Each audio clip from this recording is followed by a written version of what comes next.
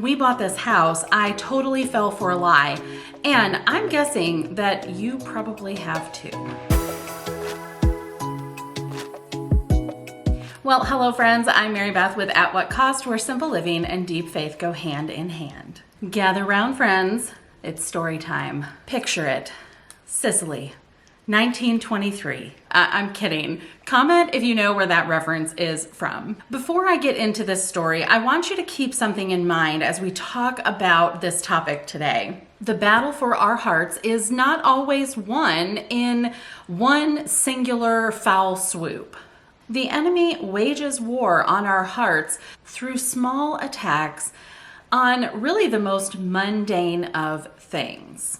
Now, let's get into our story. We bought this house brand spanking new, but we didn't get to pick any of the fixtures, the design, the layout, which, there are some things we probably would have changed, but for the most part, we love this house, and the idea of coming in and making it our own, really kind of learning the way that our family would function in this, and having a blank slate was really beneficial. We didn't have closets that already had things in them and furniture that was already laid out so that it would kind of influence how we lived in this house. It was a total blank slate, except for one area. We were doing our final walkthrough with the builder, and we got to the kitchen, and as he was pointing out the features of the kitchen, he opened up one of the drawers in our island. And as he did that, he said, kind of jokingly, "I went ahead and started the junk drawer for you. Here are all of the owner's manuals and a few of the extra parts for things that you may need." We had a good laugh about the junk drawer cliches and moved on. But this ended up being a significant issue far before we actually recognized it. When you're moving into a new space, it can sometimes be overwhelming to unpack everything. You haven't lived in the space, you haven't worked in it, and so you don't always know at first glance where everything has to be. So for us, the junk drawer stayed there because there was already stuff in it and we didn't think it would be an issue. We had no idea how we'd use the space. I had a lot of stuff I didn't know what to do with, which meant our junk drawer got increasingly more and more full until it migrated into the drawer right next door. Both drawers became totally slap full with a bunch of random stuff that I honestly didn't know whether or not we needed. Papers that the kids would bring home from school or Sunday school, they would just kind of get shuffled away into those places. And that's just how it was. That's how all junk drawers are, right? They're just a collection of random things that don't really have a home anywhere else. I started to get concerned when I would find random papers in my 9x13 pan that was just below the junk drawer. It was so full that it was spilling out the backside of the drawer. And so I would periodically throw a few things on the top away so that that wouldn't happen all of the time. And we had just begun this journey of living in this home, and so we just sort of accepted that this is how it works. Now, I've been reading a book, Live No Lies, by John Mark Comer, and let me tell you, friends, it's fantastic. He describes this sort of 3-step process that can sometimes spur us on in sin. And this was mind-blowing, by the way. It hit me so hard. He says that we hear a lie that speaks to disordered desires that we see played out in a broken, sinful world. Now, let's break that down just a little bit more. So he identifies that there are 3 sources that spur us on into sin. And we are going to talk about how this relates to my junk drawer as we continue. So stick with me here. We have the devil, the flesh, and the world. So here is the order played out with a little more detail. The devil whispers the lie. It speaks to this disordered desire within our flesh, and it's supported, normalized, and often even encouraged in a sinful, disordered, broken world. A place that frequently tells us what is good is evil and what is evil is actually good. Now, do I think that our builder was a liar sent from the devil to destroy our home with a junk drawer?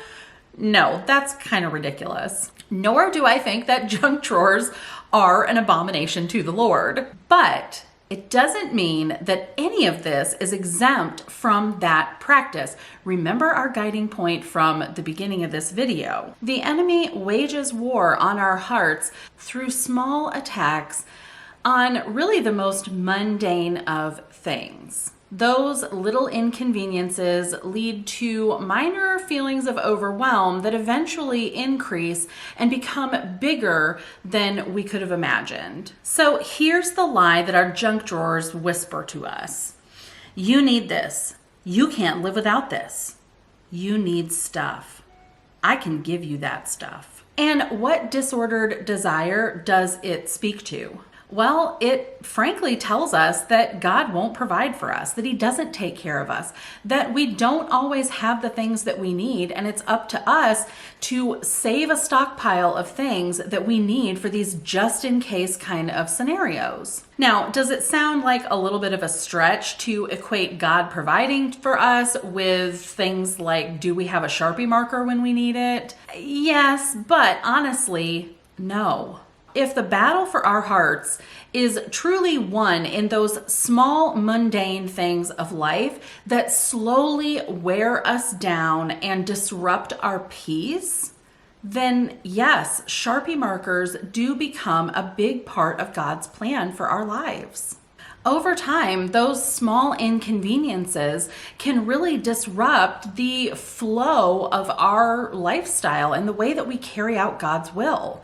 Now, John 10:10 has been a big staple on this channel since the beginning. It is really what spurred my acceptance of this lifestyle of living with less. The thief comes only to steal and kill and destroy.